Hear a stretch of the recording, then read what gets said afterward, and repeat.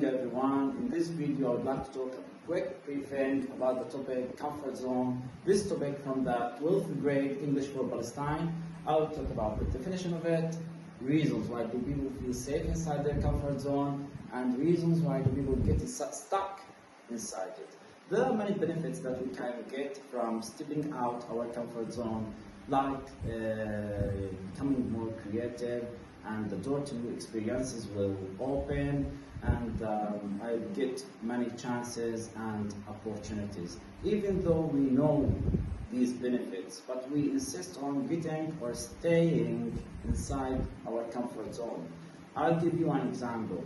All students know that English is an important language. It's like an international language, And we know that if I want to get a decent job or a decent salary in the future, I will have to master English.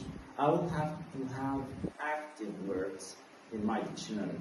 Okay? Most students have passive words. They can understand from someone else speaks, but they can't express their ideas. So they are not having active words. So here it's like we have a challenge. How can I make or turn these passive words into active words? This thing needs you to step out your comfort zone. However, most students insist on staying inside their comfort zone. What are the reasons why do these students get stuck inside their comfort zone? Maybe they are afraid of failing, okay? When you give efforts to things and when you give a lot of time on them and you don't succeed in it, you get disappointed or you get depressed. Another reason, they are unsure how to begin. Some students don't know how to start reading and understanding English. They don't know how to develop their ability in communicating and how to turn their ability to speak in a normal way. Okay? So in this regard, let me talk about the definitions of the comfort zone. Comfort zone is the area where you feel comfortable and relaxed, or a set of routines and known abilities that makes us feel safe. And there are many reasons why do we feel safe inside our comfort zone.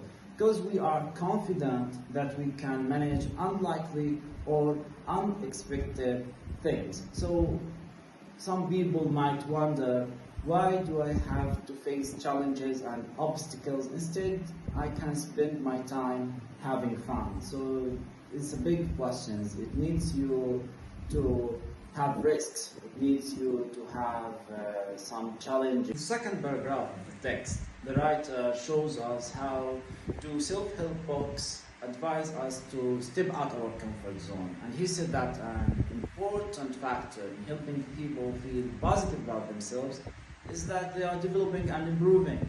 And there are many ways that we can improve our abilities, many ways that we can make progress in our life. It starts from small steps. It's like learning a new thing, learning a new hobby, becoming more creative, or getting fit in our body shape.